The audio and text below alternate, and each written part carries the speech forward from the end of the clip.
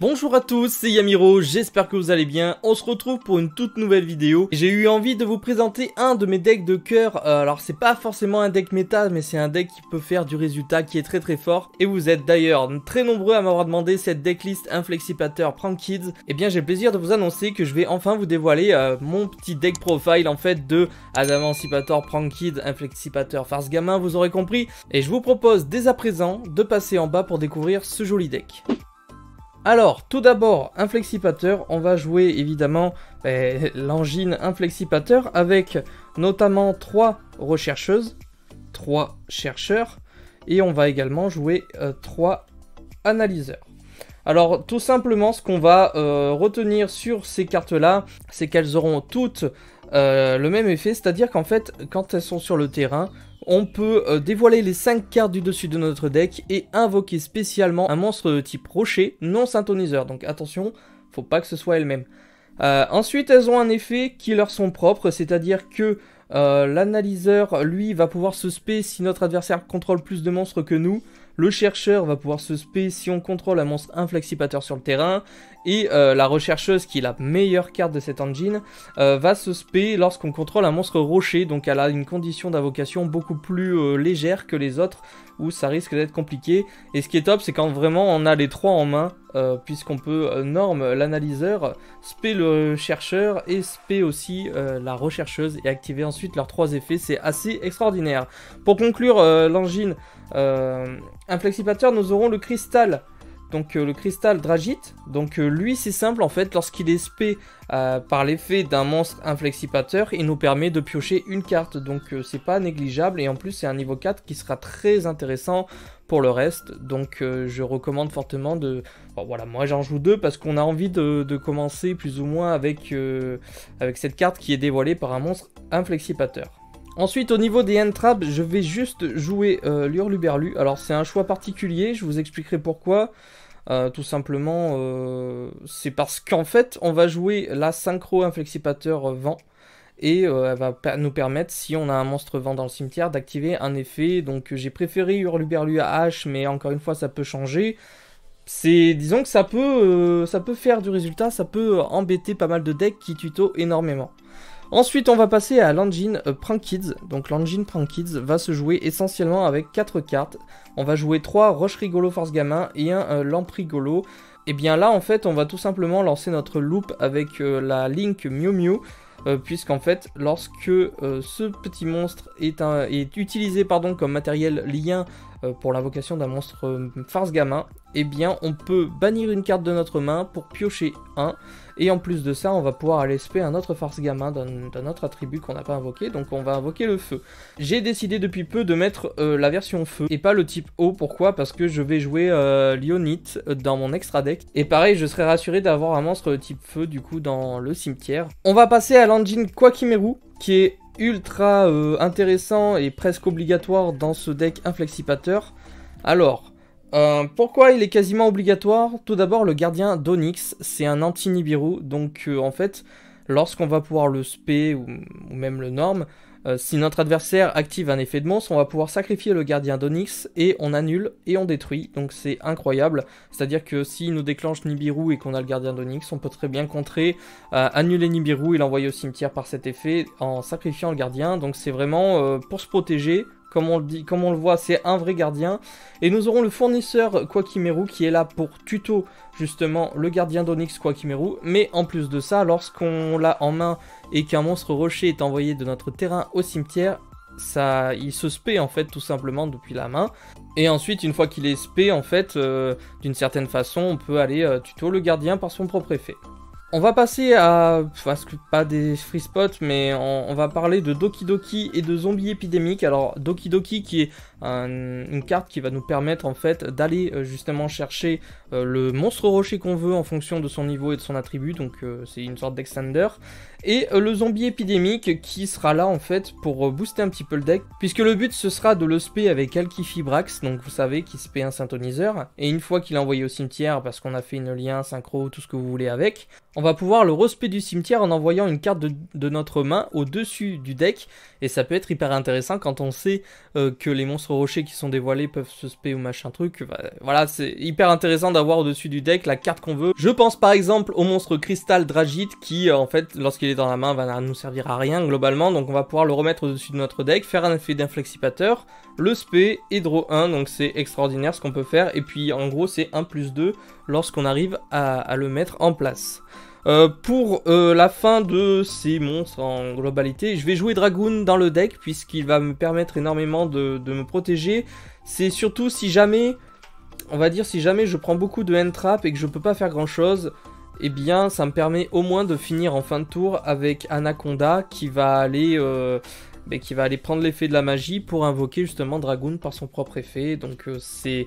Alors, c'est vrai que c'est des briques, y en a beaucoup qui m'ont dit c'est un choix de le mettre ou pas, Dragoon, ça reste très très fort, et c'est vrai que quand on a l'occasion de le faire, eh bien pourquoi pas, c'est redoutable, et puis ça embête beaucoup de duellistes. Au niveau des magies pièges, donc du coup je vais utiliser un call by, je vais utiliser également un plumeau de Damarpi et 2 orages foudroyants. Alors j'en ai pas mis 3 des orages foudroyants, pourquoi? Parce que je veux avoir le choix.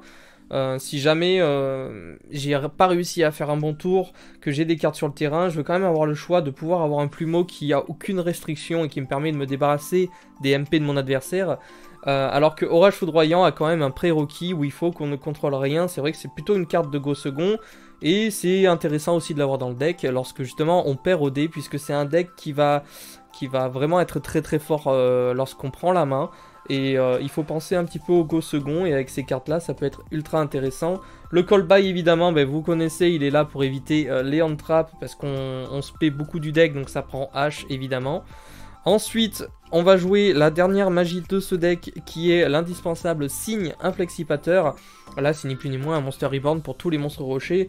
Et en plus de ça, si on a invoqué spécialement un monstre inflexipateur, on peut prendre un monstre rocher de notre deck et le placer au-dessus de celui-ci. Donc c'est intéressant lorsqu'on veut tout de suite faire un effet d'inflexipateur pour aller en gros spé la carte qu'on veut, tout simplement. Encore au niveau des hand traps, mais là, cette fois-ci, au niveau des pièges, je vais jouer dans cette version les 3 infinis éphémères. Alors il faut savoir que mon deck est une version qui joue 43 cartes, voilà, tout simplement, j'ai décidé de jouer comme ça, c'est très bien comme ça, et ça tourne super bien. Donc infini éphémère, je la présente plus, tout le monde la connaît, elle est extraordinaire et elle peut faire très très mal.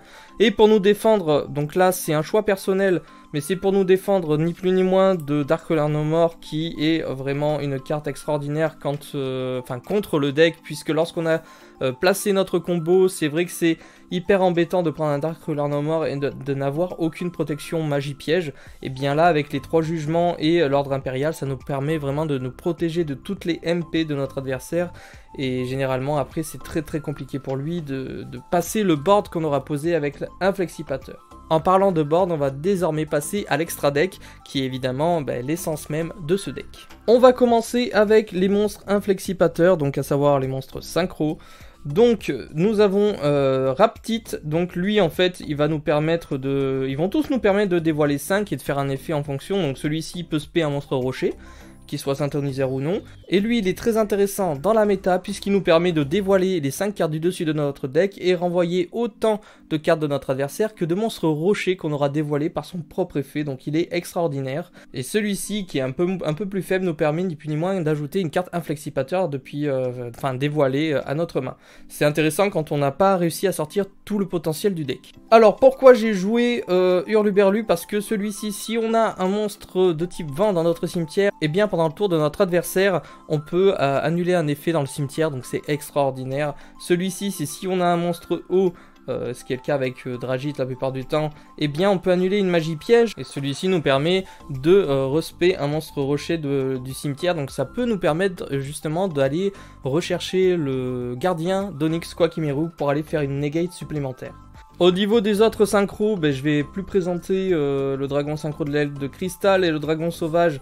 Je pense que beaucoup de personnes connaissent ces deux dragons, ils sont extraordinaires, et puis voilà, c'est des synchros génériques qui passent partout. Au niveau des liens, nous avons évidemment les 2 liens qu'on va très utiliser dans la loupe Prank Kids, donc à savoir le Dodo et le Miu Miu. Donc ils sont là uniquement vraiment pour envoyer les monstres farce gamins au cimetière par leur invocation et déclencher les effets des farces gamins, ni plus ni moins. Ils n'ont pas vraiment d'effet qu'on va se servir dans le jeu.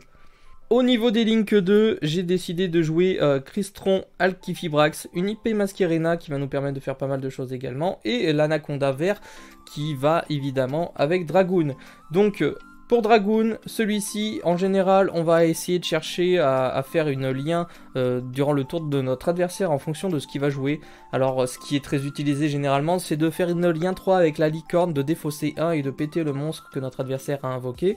On peut très bien également faire Apollousa, mais ce sera délicat puisqu'il va falloir avoir plusieurs matériels pour faire au moins un Apollousa à 2400. Et évidemment le Alkifibrax qui est là pour aller spé le zombie épidémique ou alors un autre synthoniseur qu'on aura absolument besoin pour faire nos loops et qui permet tout simplement de faire un +1. On finit du coup avec les liens avec la licorne que j'ai expliqué tout à l'heure et Apollousa également.